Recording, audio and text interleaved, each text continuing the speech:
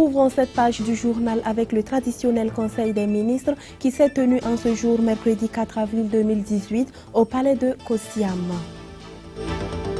Mesdames et messieurs, bonsoir et merci de nous choisir pour vous informer. Le traditionnel Conseil des ministres s'est tenu ce mercredi 4 avril 2018 au palais de Kosiam. Présidé par Rochmar Christian Kaboré, la séance de ce jour a connu des communications orales, des adoptions de projets de loi, notamment celui portant sur la réglementation du renseignement au niveau sécuritaire.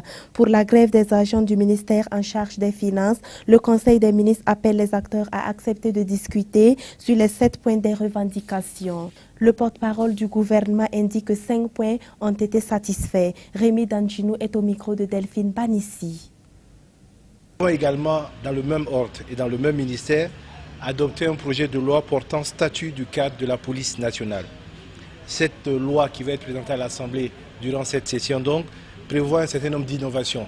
Il s'agit notamment de l'institution de nouveaux organes au sein de la police. Il s'agit notamment de la conférence des commissaires de la police, il s'agit de la commission de santé de la police nationale et également des changements d'appellation au niveau des corps, des grades et des galons et également une élévation du niveau de recrutement. Au titre du ministère donc, du commerce, de l'industrie et de l'artisanat, nous avons adopté une politique sectorielle. Il s'agit donc de la transformation industrielle et artisanale 2010-2027. Mais nous avons également adopté un élément important, c'est un décret qui va permettre de financer de façon différente les PME. Et à ce titre-là, donc, le ministre en charge du commerce, de l'industrie et de l'artisanat, M. Aruna Kaboré, va nous expliquer un peu le mécanisme. Merci. L'adoption de ce décret va permettre non seulement d'accroître donc le crédit alloué aux PME, mais aussi de permettre donc de diversifier les sources de financement donc des PME.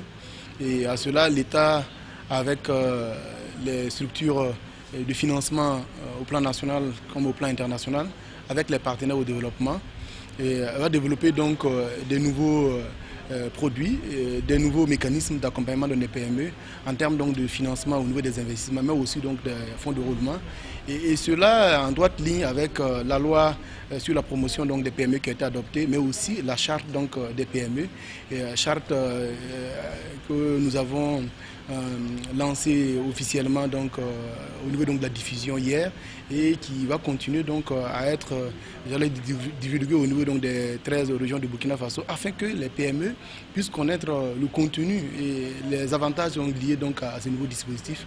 Et nous pensons aujourd'hui que l'adoption de ce décret-là vient en droite ligne donc de l'ensemble donc des mesures qui ont déjà commencé à être initiées et cela va permettre donc de renforcer en tout cas les capacités productives donc des PME. Il y a d'abord une communication qui a été faite par le ministre en charge de la fonction publique, travail et de la protection sociale, M.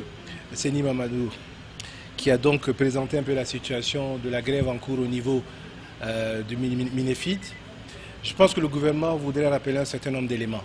Comme nous l'avons fait dans notre communiqué d'hier, c'est que le droit de grève est un droit constitutionnel sur lequel le gouvernement prendra toutes les dispositions pour qu'il soit respecté et appliqué partout. Mais que le droit de travail également est un droit constitutionnel sur lequel le gouvernement prendra également toutes les mesures pour que effectivement ce droit soit appliqué. De façon générale, de ce Conseil des ministres, il ressort une instruction ferme. C'est que nous avons utilisé à différents niveaux les discussions.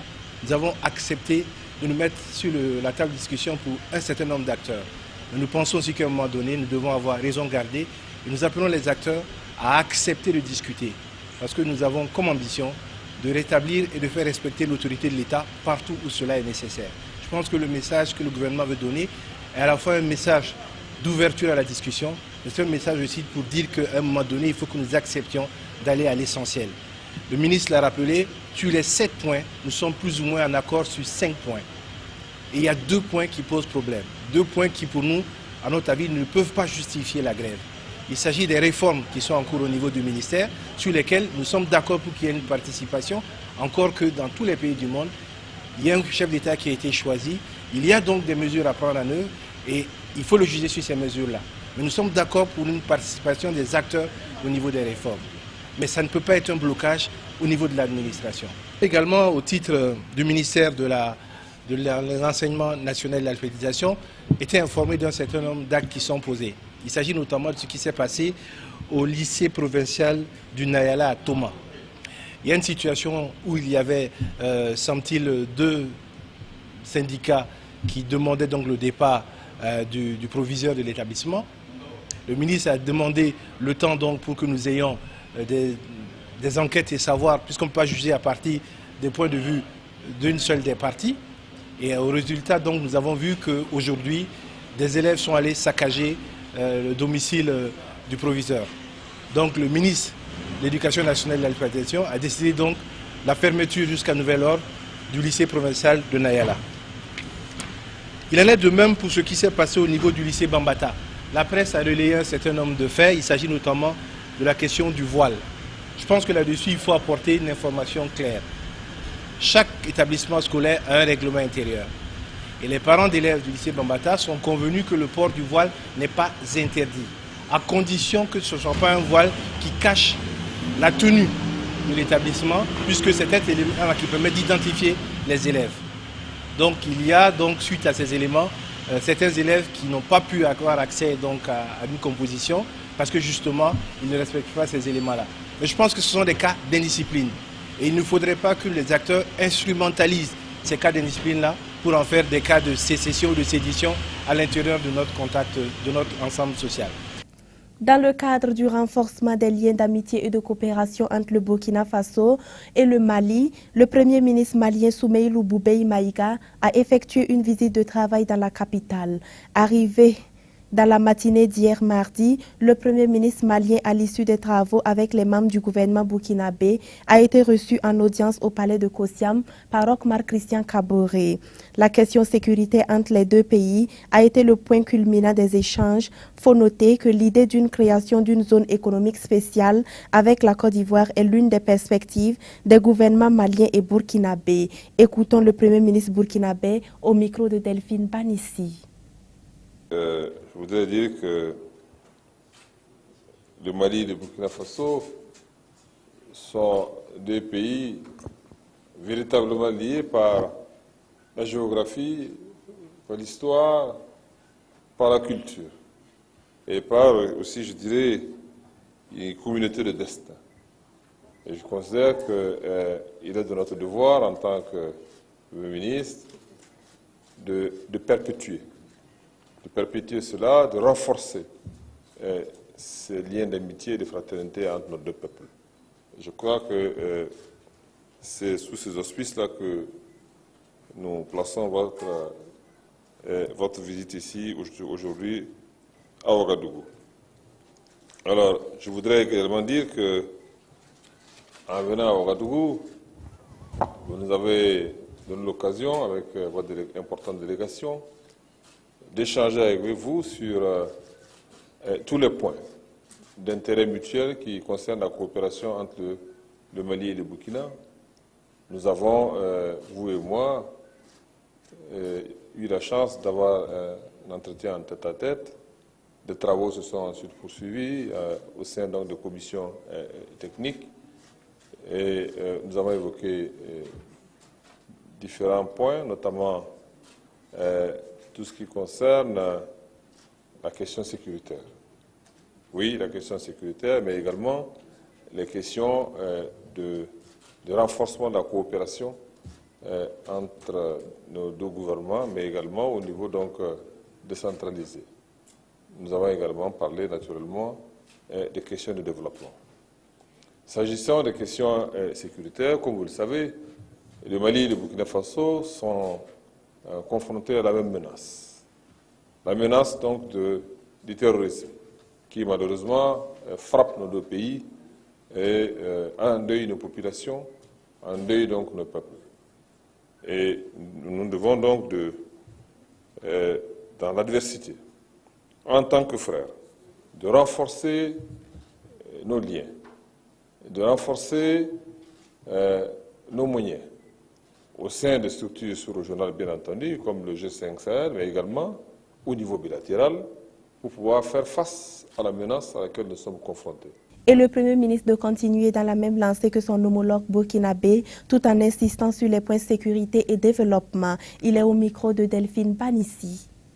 la sécurité de nos pays est indivisible.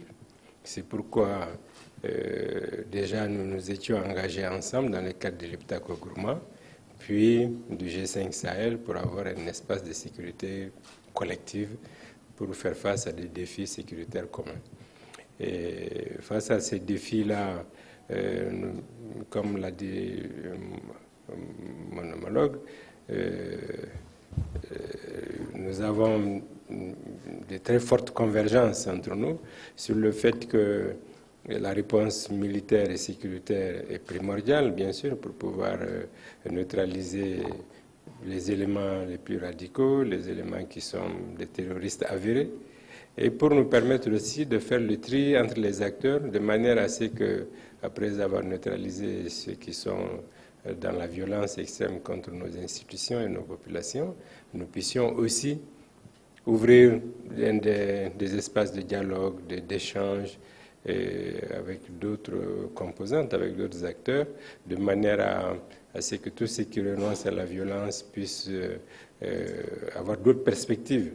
Et donc, par rapport à toutes ces réponses-là, nous avons estimé que nous devons avoir une démarche concertée, parce que vu que nos pays sont tous emboîtés les uns dans les autres, parce que non seulement ils sont emboîtés les uns dans les autres, mais sur nos zones transfrontalières, nous avons les mêmes communautés.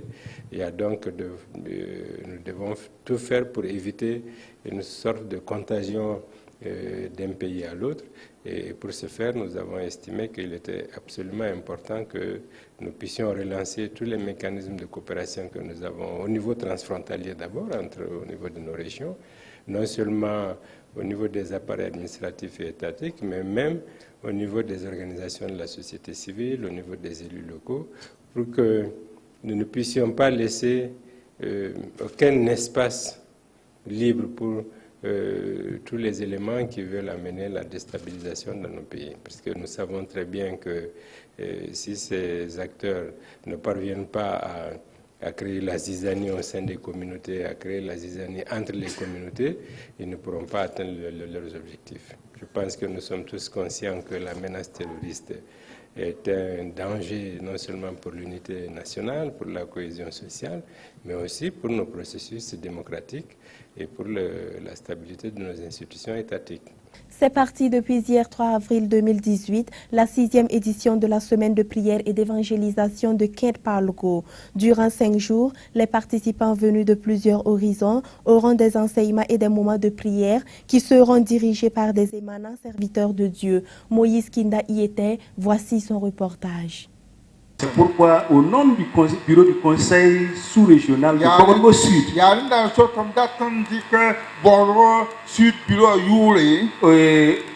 et à mon nom propre, je déclare ouverte la semaine de prière de l'église AD de Kent-Parlego. Que Dieu bénisse cette semaine de prière.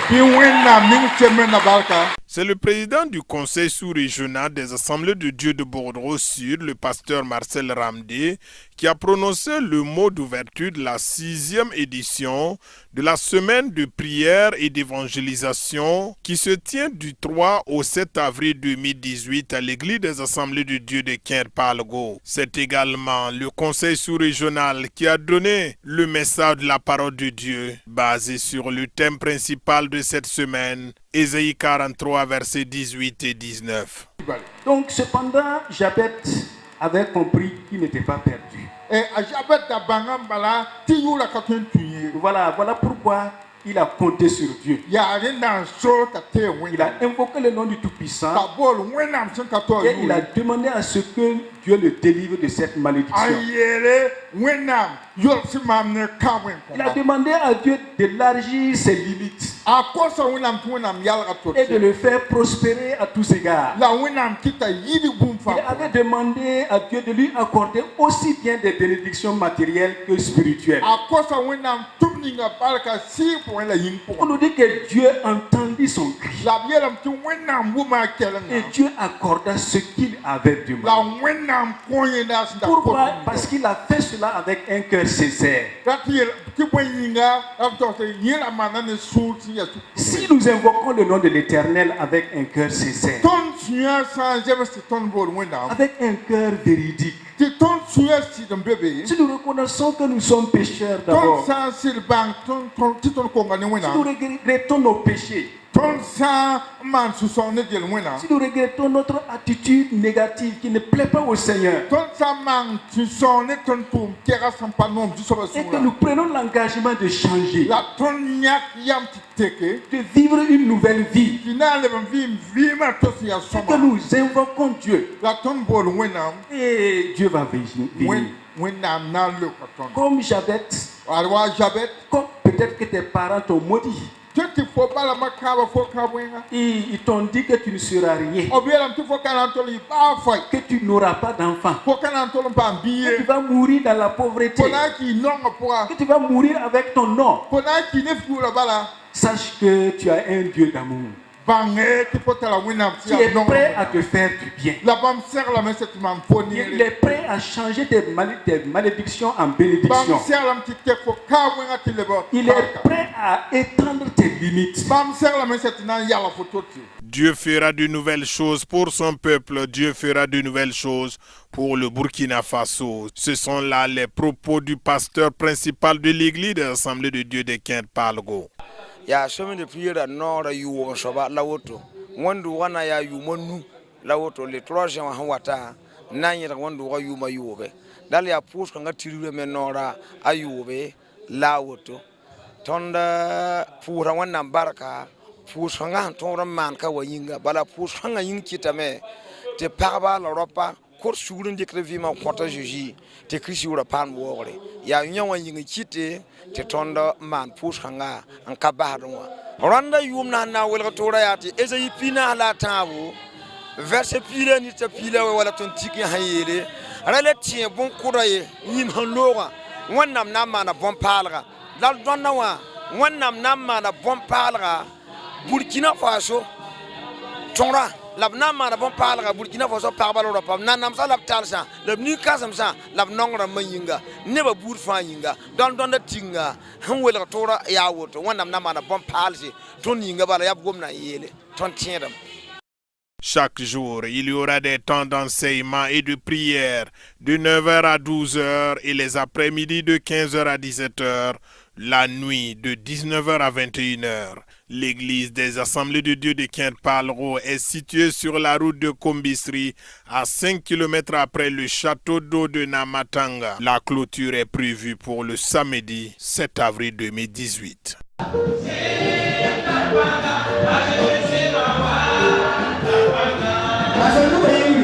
Sur le plan international, les 40 000 migrants africains qui vivent en Israël risquent l'exclusion. C'est ainsi qu'ils se sont enchaînés pour protester contre cette décision qui n'est pas de leur goût. Suivons.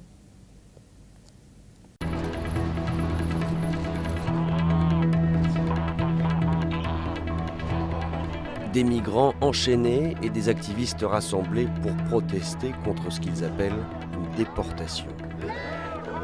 Les 40 000 migrants africains qui vivent en Israël risquent désormais l'expulsion. Pourtant lundi, le Premier ministre israélien Benjamin Netanyahou avait annoncé un accord pour régulariser 16 000 migrants africains et en réinstaller autant dans des pays occidentaux. Mais quelques heures plus tard, il a finalement annulé cet accord. We can't believe that this could have actually happened, and we're still hopeful that Prime Minister Netanyahu will find the better part of himself inside himself and do the right thing. La plupart de ces migrants viennent d'Érythrée ou du Soudan, des pays où leur survie est sévèrement menacée. Au Soudan, la parité gagne du terrain. Salma Al-Majidi est la première femme entraîneur de football. Reportage.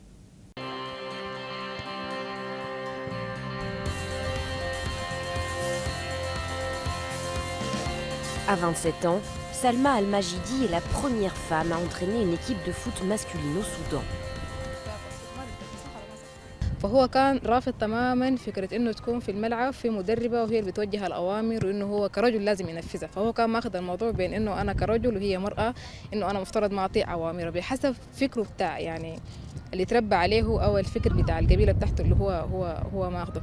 فيعني كنت بلاحظ دائما إنه في التمرين يعني حتى التمرين المادة اللي إحنا بنقدمها عشان تطبق هو بيصير إنه ما يطبقها بصورة صحيحة. Mais peu à peu, la coach a gagné la confiance de ses joueurs. يعني ما في حاجة مرة تدريب وكذا ونحن مستفيدين منها والله ومحترمينها يعني مرة. Depuis qu'elle est placée sous l'égide d'une femme, cette équipe régionale a fini première des championnats locaux. Une fusillade au siège de YouTube a fait 3 blessés. La tireuse se suicide après. Les détails dans ce élément. C'est dans ce bâtiment du campus de YouTube, en Californie, qu'une femme entre, arme à la main, peu avant 13h. Alertée par des employés, les forces de l'ordre quadrillent très vite la zone. Des coups de feu sont entendus. La femme tire à plusieurs reprises et fait des blessés. Alors qu'ils effectuaient les recherches, les policiers ont trouvé une personne avec une blessure par balle. Une blessure qu'elle a pu s'infliger. Nous travaillons à le confirmer. Cette femme serait la principale suspecte de la fusillade. Selon la police, elle aurait mis fin à ses jours. Dans le bâtiment, dès les premières minutes de l'attaque, les employés s'enfuient. Certains d'entre eux prennent tout de même le temps d'aider une femme blessée. Cette femme avait une blessure à la jambe, une blessure par balle. Alors je lui ai fait un garrot pour lui venir en aide. L'ambulance est arrivée, l'ont emmenée et lui ont mis un vrai garrot. L'enquête se poursuit pour déterminer les motivations de l'auteur. Déjà, la police oriente ses investigations vers un différend d'ordre privé. Mesdames et messieurs, ainsi prend fin cette édition. Merci de l'avoir suivi. Je vous retrouve demain sur la même chaîne, même heure.